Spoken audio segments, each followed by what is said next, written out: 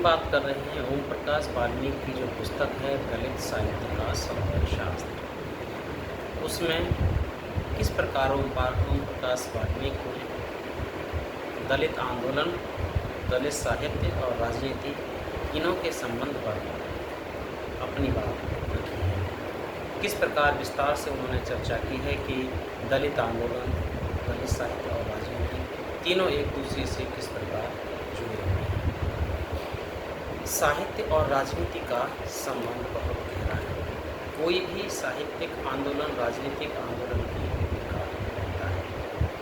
हिंदी समीक्षक उस साहित्य में भी राजनीतिक प्रभाव को लेते हैं जो पूर्ण रूपेण पलायनवादी और श्रृंगारिक रोमांटिक होता है।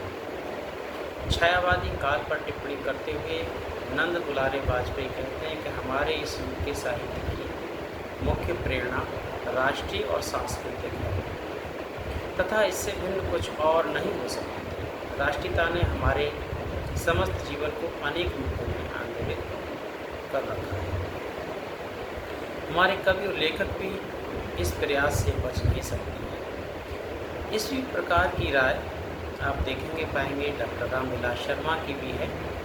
रामविलास शर्मा कहते हैं कि छायावाद साम्राज्यवाद के विरुद्ध भारतीय जनता के संघर्ष काल का साहित्य है।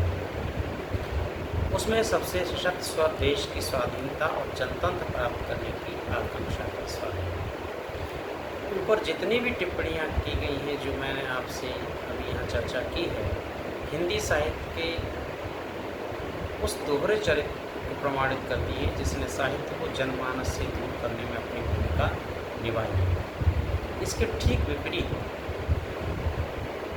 आप गौर करेंगे कि दलित साहित्य की जो भूमिका है वह है, क्योंकि दलित साहित्य की जो मुख्य भूमिका है, सबसे महत्वपूर्ण और अनिवार्य भूमिका है, वो है कैसी मानव केंद्रित यानी मानवता पर आधारित।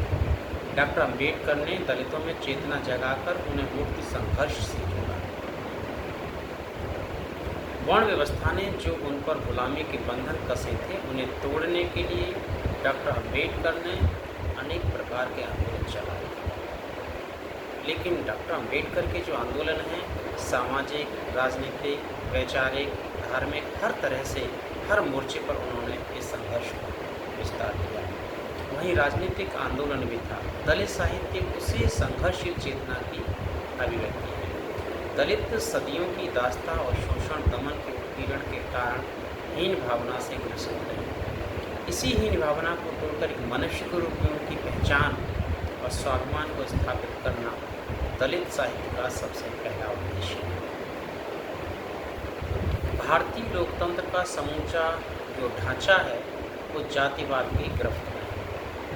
ऐसा कोई क्षेत्र नहीं जहां जातिवाद हावी न हो। जिसे बनाए रखने में राजनीतिक दल बहुत तत्परता दिखाते हैं और जो गैर दलितों के राजनीतिक दल हैं वे ही नहीं, कुछ ऐसे भी हैं जो अम्बेडकर के नाम पर अपने आप को अम्बेडकरवादी कहते हैं, वो भी इसमें जले में नमक छिड़कने का काम कर रहे हैं। लेकिन आप पाएंगे कि बहुत सारे आलोचक, समीक्षक ऐसे भी हैं जो सच को सच कहने में चूकते हैं। शाकिर अली अपने लेख में लिखते हैं कि जिस प्रकार इस्लाम भारतीय सामंती व्यवस्था को आकर सहारा देता है और उसे संकट से बचाता है, उसी प्रकार कबीर दादू का समन्वयवाद भारतीय सामंती व्यवस्था को तत्काल संकट से बचा लेता है।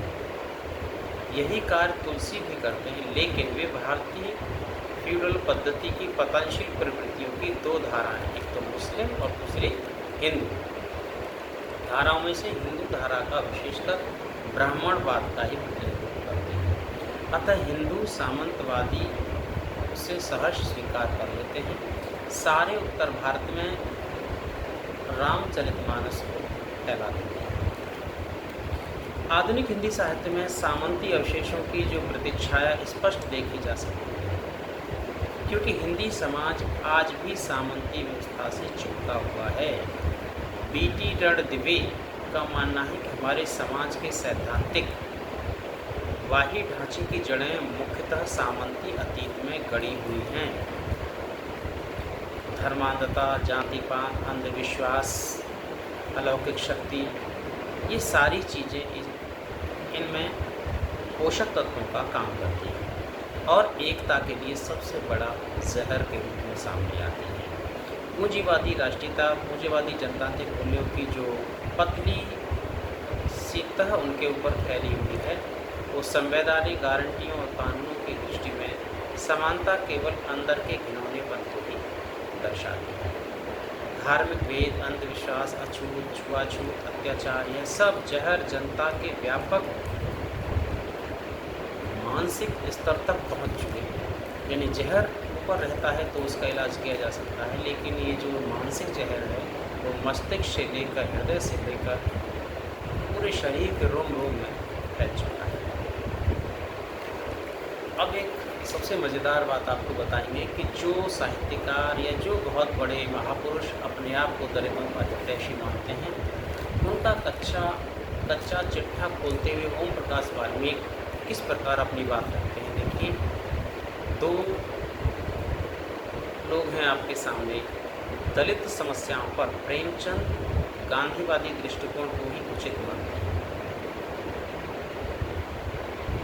जिसे अनेक रचनाओं द्वारा प्रेमचंद स्थापित भी करते हैं। कांति मोहन का भी कहना है कि पत्रकार और विचारक की हैसियत से प्रेमचंद ने अपने पत्रों, मासिक अंश और साप्ताहिक जागरण में अपने युग की अछूत समस्या के विभिन्न पहलुओं पर जमकर लिखा है।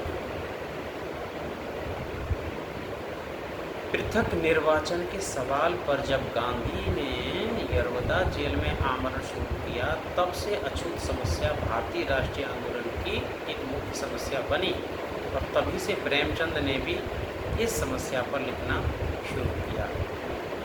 अब देखिए लोगों की चालाकी, यानी गांधी से प्रेरित होकर प्रेमचंद इस समस्या से जुड़े। यरवदा जेल का अनशन दलितों को पृथक निर्वाचन अधिकार दिए जाने के विरोध में गांधी जी ने किया था। यही विरोध गांधी और डॉक्टर अम्बेडकर के बीच में राजनीतिक विवाद का कारण बना। डॉक्टर अम्बेडकर ने गोलमेज सभा में दलितों की समस्या को उठाकर राष्ट्रीय स्तर पर, या आप यूँ कहें कि अंतर्राष्ट्रीय स्तर पर इस समस्या की ओर सबका ध्यान खींचा और डॉक्टर अम्बेडकर सफल भी हुए। इसी सफलता के तहत उन्होंने दलितों के लिए पृथक निर्वाचन की मांग की। इस मांग के विरोध में गांधी ने आमरण अनशन शुरू किया था, लेकिन पूना पैक्ट के मसौदे पर डॉक्टर अम्बेडकर ने काफ़ी दबाव के बाद हस्ताक्षर किए, जहां पूरा गैर दलित भारतीय समाज गर्व का अनुभव कर रहा था। वहीं डॉक्टर भीमराव अम्बेडकर और उनके चाहने वाले, समझने वाले लोग इसको अपनी सबसे बड़ी हार मान रहे थे। उनका मत था कि हिंदू दलितों को कोई भी अधिकार नहीं देना चाहते और बाबा साहब की यह बात आज भी 16 आगे सच हो रही है। चाहे वो राजनीतिक क्षेत्र हो, चाहे वो सामाजिक क्षेत्र हो, चाहे आर्थिक क्षेत्र हो या धार्मिक क्षेत्र हो, कोई भी क्षेत्र क्यों न हो, प्रेमचंद पूना पैक्ट को गांधी जी के पक्ष में देख रहे थे।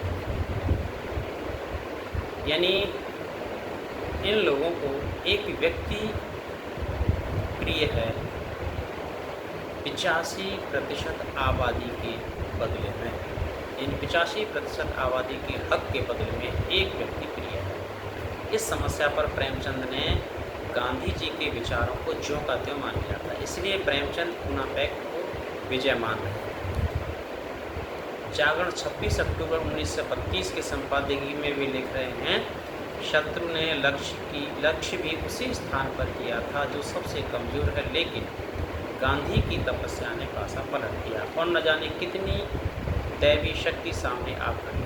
देखते देखते हवा बदल गई और शत्रुओं से घिरी हुई राष्ट्रीयता अपने मोर्चे से निकलकर सांप्रदायिकता का संहार कर रही है। पूना में उसने पहली विजय पाई।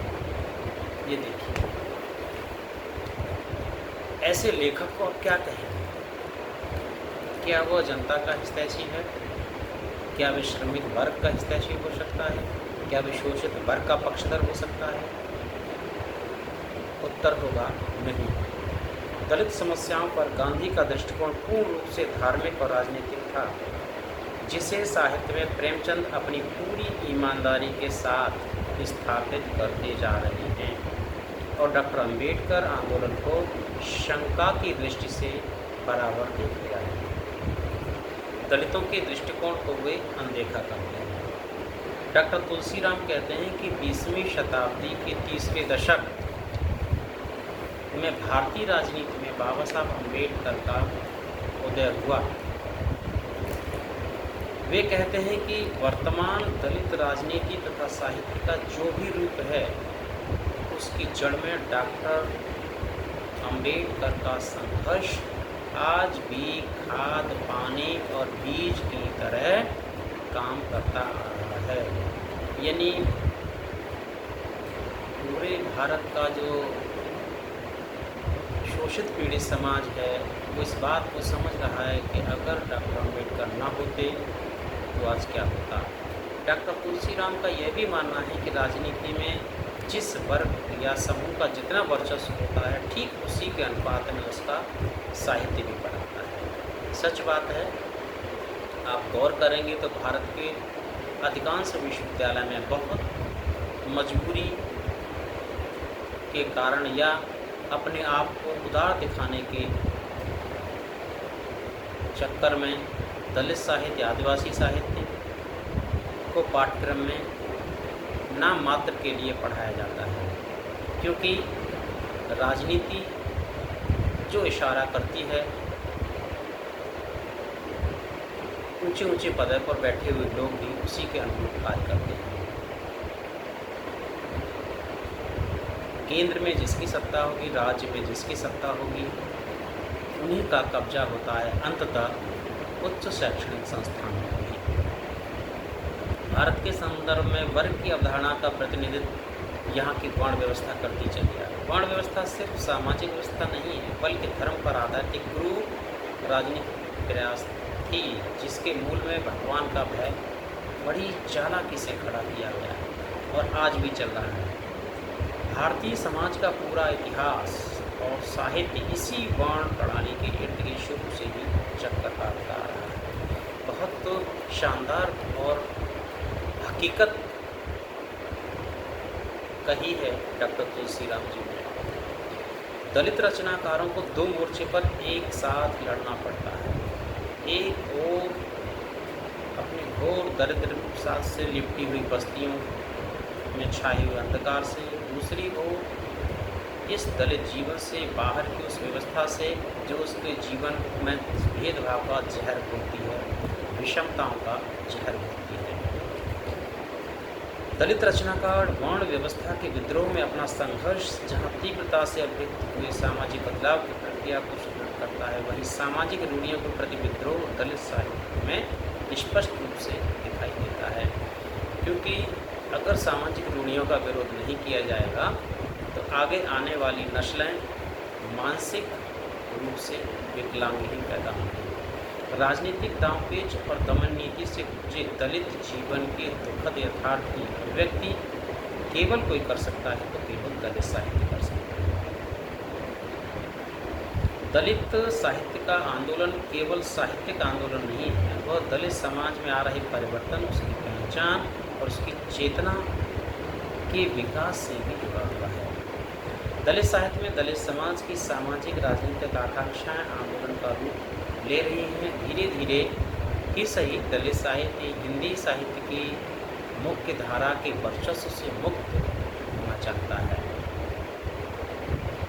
ग्रामीण जीवन में उपेक्षित बहिष्कृत सभ्यताओं, झोंपड़पट्टियों की धूमिल तस्वीरें दलित कविता की विषय वस्तु बनी। यानी जिन चीज़ों को गैर दलित रचनाकारों ने उपेक्षित समझा, केवल आंसू बहा के छोड़ दिया, उन्हें दलित रचनाकार अपने साहित्य के केंद्र में स्थापित कर रहा है।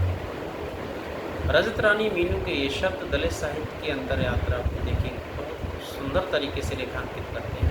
वो कहती हैं कि बदलते मूल्यों के संक्रामक दौर में सामंती शानो शौकत, जाति वरिष्ठता वंशवादी कुलीनता, धार्मिक कूटमंडूकता, सामाजिक जड्डता और राजनीतिक आशासनों के लुभावने मिथकों के बीच दलित कविता अपना रास्ता खोजती है।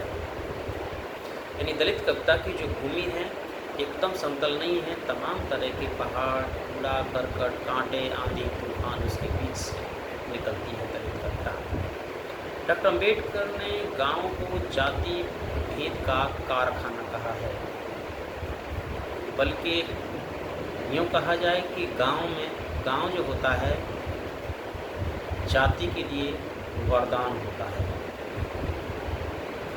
और वो ऐसा विखंडन होता है जिसे रसायन विज्ञान में नाभिकीय विखंडन कहते हैं कि एक में से दो, दो में से चार, चार में से आठ, इस तरह से टूटते रहते हैं। ऐसी तरह से गांव में से जातियों का उद्भव निरंतर पहले भी हो रहा था और आज भी जड़ जमाई होने लगी। एक गांव से कोई व्यक्ति चला जाए, 1000 साल बाद भी लौट कर आएगा तो लोग उसकी जाति को खोद कर निकाल ही लेंगे, उसके कुल खानदान को भी ढूंढ लेंगे। दलित रचनाकारों में पंचायती राज का नग्न यथार्थ पूरी शिद्दत से उत्पादित होता है। कोयला ही जानता है जलने की पीड़ा, सदियों का संताप। ये पृष्ठ संख्या 26 पर ओम प्रकाश वाल्मीकि की कविता देखिए। संकीर्ण पतली गलियों में मुनमुनाती गंदगी से टखनों तक सने पाँव से सुना है दहाड़ती आवाज़ों को किसी चीख की मानिंद जो हमारे हृदय से मस्तिष्क तक का सफ़र तय करने में थक कर सो गई है। दलित साहित्य ने हजारों साल से मूक बने जनमानस को एक आवाज़ दी है, एक वाणी दी है जो अब धीरे धीरे बोलना शुरू कर रही है, संघर्ष की चेतना उत्पन्न की है।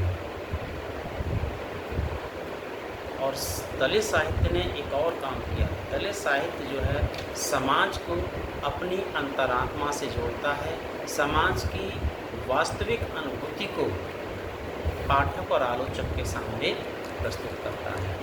धन्यवाद, बने रहिए, फिर हम आपके साथ एक नए वीडियो के साथ हाजिर होंगे। नमस्कार। वीडियो के विषय में आपके सुझाव आमंत्रित हैं, आप हमारे चैनल पर सुझाव दे सकते हैं।